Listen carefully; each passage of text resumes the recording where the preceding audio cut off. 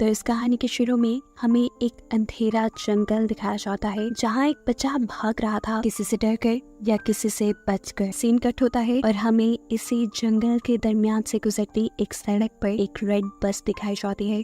थोड़े ही आगे जाने पर इस बस को एक दरख्त की वजह से अपना रास्ता ब्लॉक मिलता है, इसलिए इस बस ने एक दूसरा रूट ले लिया।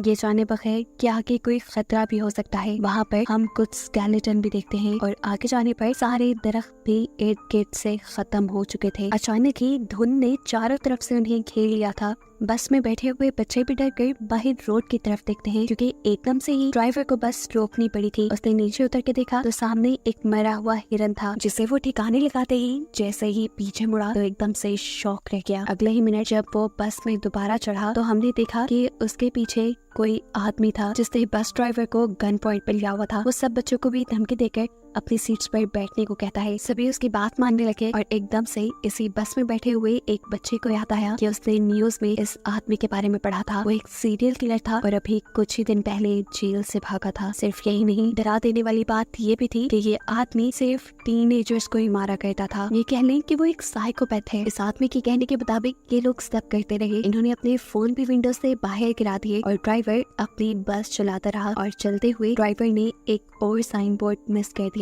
जिस पर लिखा था कि वो एक मिलिट्री के खाली जोन की तरफ बढ़ रही है, यानी एक ऐसा एरिया जहाँ सालों पहले रिसर्च की गई थी, लेकिन अब वहाँ पर कोई इंसान नहीं रहता था। ये एक टनल थी जिसमें इस टाइम बहुत सी लाइट्स चल रही थी और इसी टनल के अंदर एकदम से उनकी बस रुक जाती है। इन्हें मालूम हुआ कि बस का इंजन खराब हो गया है। उस साइकोपैथ किलर को लगा कि ड्राइवर उसके साथ चालाकी कर रहा है, इसीलिए उसने एक बच्ची को गन पॉइंट पे ले लिया और ड्राइवर से कहा, चलो उतरो नीचे और मेरे सामने बस ठीक करो। कोई भी चालाकी करने की कोशिश की तो मैं इस बच्ची को मार डालूंगा। इसी दौरान अचानक इस टनल की लाइट भी चली गई। ये सभी अचानक घबरा गए। एकदम से ही इस अंधेरी टनल में इन्हें खौफनाक आवाजें सुनाई देने लगी। किलर ने ड्राइवर को इशारा किया कि जाओ जाकर देखो वहाँ क्या है। ड्राइवर भी अपनी टॉर्च लेकर आगे बढ़ा। जैसे जैसे वो खूब अंधेरे की तरफ बढ़ता रहा, उसे एक साया दिखाई देने लगा। करीब जाने पर पता चला वो तो एक भयानक दिखने वाला मॉन्स्टर था। ड्राइवर ने डर के चीख मारी और उस मॉन्स्टर ने उसे चेस्ट से पकड़कर मार डाला। अंदर बस में बैठे हुए लोग ये सब कुछ देख रहे थे। वो किलर भी उस लड़की को लेकर जल्दी से बस के अंदर ही आ गया। ये लोग चिल्लाने लगे थे। किलर इन सब से खामोश रहने को कहता है ताकि वो मॉन्स्टर इन्हें देख ना पाए, सुन ना पाए, और तेजी से बस स्टार्ट करने की कोशिश करता है। लेकिन यहाँ पर बस की चाबी नहीं थी। वो तो थी अभी तक ड्राइवर के हाथ में, जिसे वो मॉन्स्टर मार चुका था। वो इन बच्चों को काम देता है ड्राइवर के हाथ से चाबी लाने का। एक लड़की जैसे ही चाबी लाने के लिए डरते डरते ड्राइवर के पास पहुंची तो उसे देखकर वो शॉक रह गई। वो मर चुका था। लड़की को यकीन नहीं आ रहा था। हमसे उसके आंसू निकलने लगे, लेकिन ये रोने का वक्त नहीं था। उसने एहतियात से ड्राइवर के हाथ से चाबी ली और बस में वापस आ गई। बस में बैठकर भी उसकी हालत अजीब थी। बाकी बच्चे जब उससे ड्राइवर के बारे में पूछते हैं तो वो नाम में सर हिला देती है, क्योंकि अब वो जिंदा नहीं रहा था। ये सुनकर ये सब बच्चे भी दुखी हो गए। यहाँ अभी किलर रेजी नाम के लड़के को बस स्टार्ट करने को कहता है, लेकिन बस तो खराब थी, कैसे स्टार्ट होती। उसे धमकी देता है कि अगर तुमने बस स्टार्ट ना की तो मैं इन सबको मार दूंगा। ये लड़का भी बाकियों से काफी जोशीला था। बिना डरे वो उल्टा इस किलर से ही बहस करने लगता है और मौका पाते ही पीछे से एक बच्चा उसे धक्का दे देता है। वो नीचे गिरा तो रेजी ने एकदम से उसके हाथ से एक गन छीन ली और फिर उसी के ऊपर पॉइंट कर दी। ये देखकर वो किलर हंसने लगा और उसने बोला, तुम नहीं मुझे मार सकते। अरे मारने के लिए बहुत हिम्मत चाहिए होती है जो तुम्हारे में नहीं। इससे पहले कि ये बच्चा कुछ करता, एकदम से इस बस की छत से इन्हें आवाज आती है। इस आवाज ने सबको डिस्ट्रैक्ट कर दिया और किलर ने दोबारा अपनी गन उनसे छीन ली। अब बस के ऊपर से आने वाली आवाजें भी बढ़ चुकी थी, जिसकी वजह से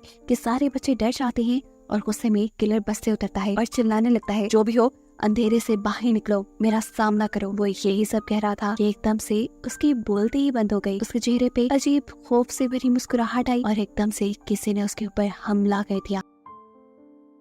हमला करने वाले ने उसका सर धड़ से अलग कर दिया था और बस के अंदर से ये देखकर बच्चे बिल्कुल शॉक रह गए। वो खामोश हो चुके थे क्योंकि उन्हें क्रिएचर यानी मॉन्स्टर के एक हाथ में उस आदमी का सर और वो खौफनाक सी दिखने वाली क्रिएचर नजर आ रही थी। उसके हाथ में बहुत सारे टेंटिकल्स थे जो उसने इस आदमी के सर के अंदर धंसाए हुए थे। इन्हें समझ ही नहीं आ रही थी कि ये क्या करे। ये लोग अब अपनी जान बचाने के लिए इस बस के अंदर रहने का ही डिसाइड करते हैं, लेकिन तब तक ही जब तक इन्हें अपने बस के बाहर से अजीब आवाजें सुनाई नहीं देने लगी थी। कड़कड़ाती हुई आवाज से बस का दरवाजा खुला और इन्होंने बस की सीट के ऊपर उसी मॉन्स्टर के बड़े बड़े हाथ देखे। इन्हीं मॉन्स्टर बस के अंदर आ चुका था, जिससे बचने के लिए ये बस के दूसरे डोर से नीचे की तरफ भागने लगे, पर ये दरवाजा नहीं खुला। उनके हाथ में टॉर्च थी जिसका मुंह गलती से जब मॉन्स्टर की तरफ होता है तो ये नोटिस करते हैं कि मॉन्स्टर इस लाइट से डर रहा है। बस इसी चीज का फायदा उठाते हुए इन्होंने उस मॉन्स्टर को लाइट के जरिए ही दूर रोक के रखा कि जितने में इनकी बस का दरवाजा भी खुल गया और ये लोग बस से उतर गए। लाइट को मॉन्स्टर की तरफ रखते हुए ही ये लोग आगे की तरफ भागते रहे और पहुंचे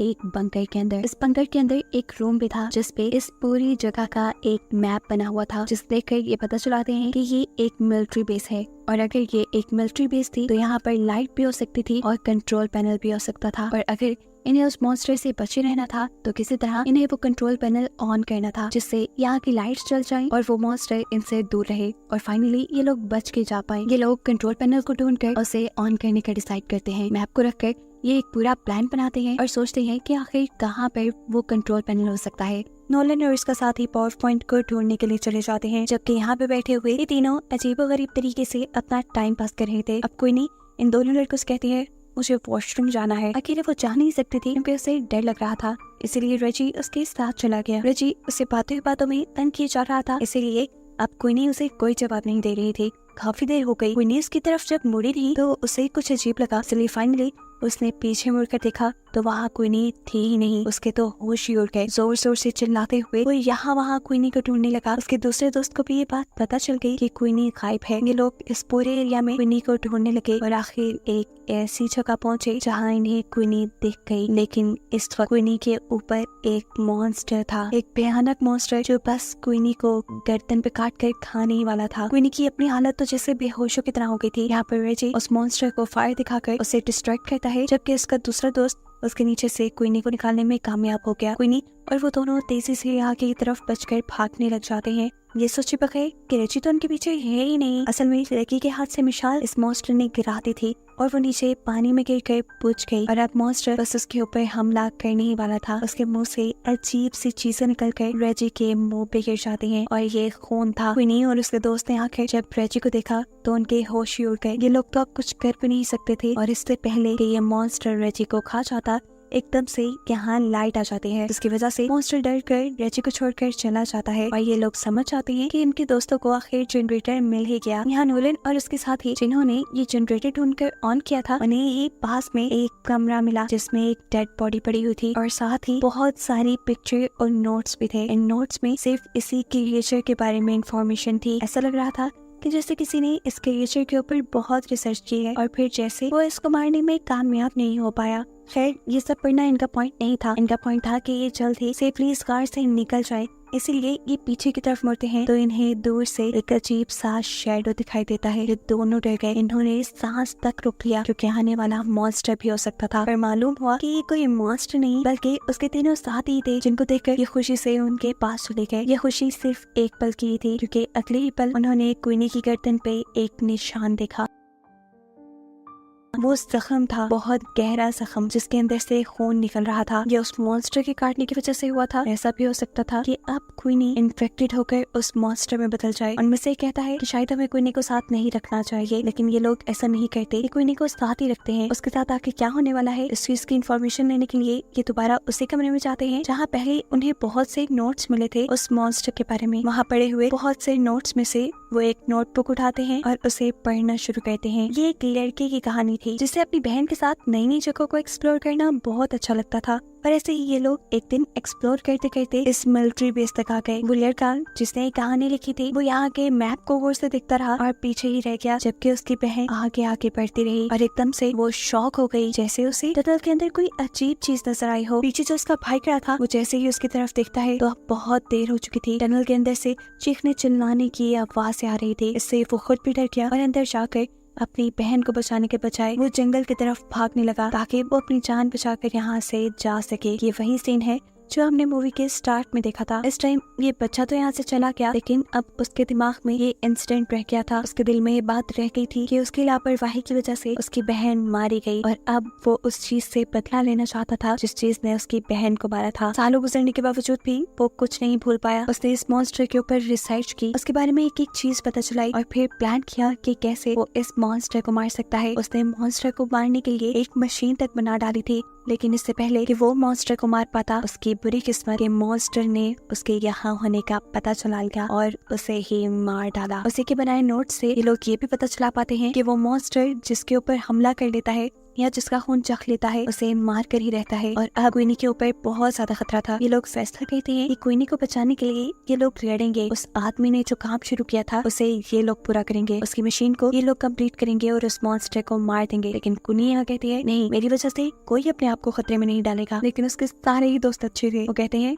नहीं, हम सारे यहाँ से जिंदा ही बचकर निकलेंगे। ये सोचकर ये सभी एक दूसरे को गले लगाते हैं और फिर एक साथ अपने प्लान पे वर्क करना शुरू कर देते हैं। कुछ देर की मेहनत के बाद ये लोग उस आदमी की बनाई मशीन को मुकम्मल कर भी लेते हैं जो अब पूरी तरह काम कर रही थी। ये देखकर ये लोग बहुत खुश हुए, लेकिन अभी मेन काम बाकी था, उस मॉन्स्टर को इस मशीन के सामने लाना, जिसके लिए ये लोग एक ट्रैप बनाते हैं। क्वीनी के खून से भीगे हुए कपड़े ये लोग एक खाली जगह पर रख देते हैं ताकि उसे सूंघते हुए वो क्रिएचर वहाँ तक आ जाए। थोड़ी दूरी पर उन्होंने क्वीनी को भी खड़ा किया हुआ था ताकि मॉन्स्टर सही जगह पर आए और ये लोग फिर लाइट चलाकर उसे मार दें। इनके प्लान के मुताबिक वो मॉन्स्टर इनके सामने आया भी। खुशबू सूंघते हुए उसने क्वीनी के कपड़े भी उठाए, लेकिन ये क्वीनी नहीं थी। वो जान गया था ठीक इसी टाइम पर नोलन को वो ट्रिगर नीचे करना था, लेकिन बदकिस्मती से वो ट्रिगर फंस गया और ऐसे मॉन्स्टर क्वीनी को ढूंढते हुए उसके पीछे आ गया। इससे पहले कि वो क्वीनी के ऊपर हमला कर देता, ठीक वक्त पर वो लोग उस मशीन का ट्रिगर ऑन कर देते हैं और बहुत सारी लाइट उस मॉन्स्टर पे पड़ने पर मॉन्स्टर क्वीनी को छोड़ देता है। क्वीनी और उसकी दूसरी साथी तेजी से भागते हुए टनल से बाहर निकल आते हैं और यहाँ बेकी का साथी तेजी से भागते हुए उस मॉन्स्टर के पेट में स्टैब कर देता है। लेकिन इनकी बदकिस्मती कि उनके इस वार ने मॉन्स्टर का कुछ नहीं बिगाड़ा था। अब इन लोगों के पास बस यही हल था कि ये लोग अपनी जान बचाकर यहाँ से भागे। हाथों में मशाल लिए ये लोग बाहर की तरफ भागने लगते हैं, लेकिन अब मॉन्स्टर इनके पीछे पीछे था। दोनों लड़कियां तो तब की टनल से बाहर निकल गई थी। टनल से बाहर निकलते ही उन्होंने सुकून का सांस लिया और पीछे देखा जहाँ अभी तक उनके दोस्त नहीं आ रहे थे और अब उनके सामने मॉन्स्टर भी खड़ा था। डर से ये लोग कांपने लगे, लेकिन मॉन्स्टर बाहर नहीं आया क्योंकि बाहर रोशनी थी। इतने में ही